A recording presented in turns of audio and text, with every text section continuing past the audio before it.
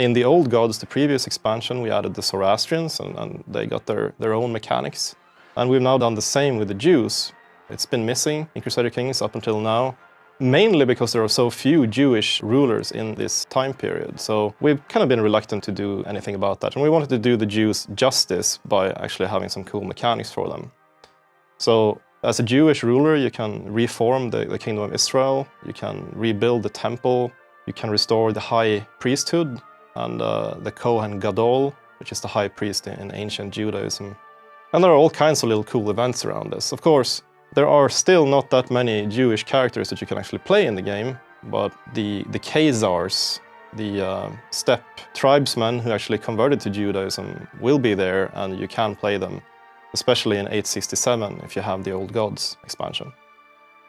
The Jews are also present in the game in another way, that you can actually hire a Jewish courtier who will have a very high learning value, and it's a useful courtier to have around. You can also borrow money from the Jews, which is something that rulers did a lot in the medieval time. We've also tried to make sure that you actually need to borrow money, because it's in Crusader Kings 2 it's always been fairly easy to remain in the black in your budget, basically. So armies will be more expensive, and you will kind of need to borrow money from time to time, or bad things will happen. So that's why you might need to borrow money from the Knights Templar or Jewish merchants in your country. We have added some new mechanics to the Muslims as well. They are also an Abrahamic faith, of course, inheritors of, or heirs of Abraham. The main new mechanic with the Muslims is that you can choose one of two schools of theology, the Mutasili or the Ash'ari schools. The Mutasili are kind of rationalists and will give you a bonus to research and technology.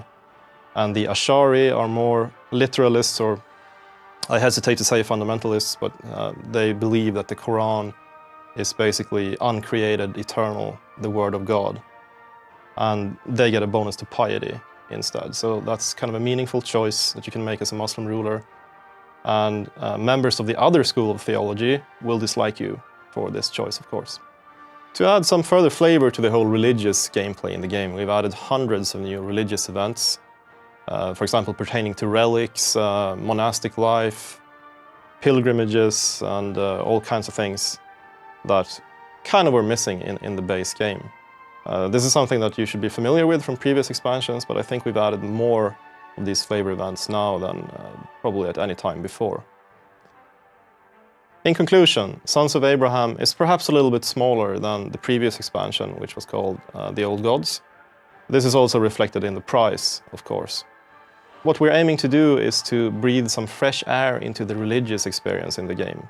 Religion was, of course, a huge part of life in medieval times, and this should be reflected in the gameplay as well. We feel it's going to be more interesting to return to play as a Christian character again. I think with all the expansions we've made, people have played republics, they've played pagans and Muslims, Zoroastrians. But now it's going to be more interesting to play as a plain old Catholic or Orthodox character again.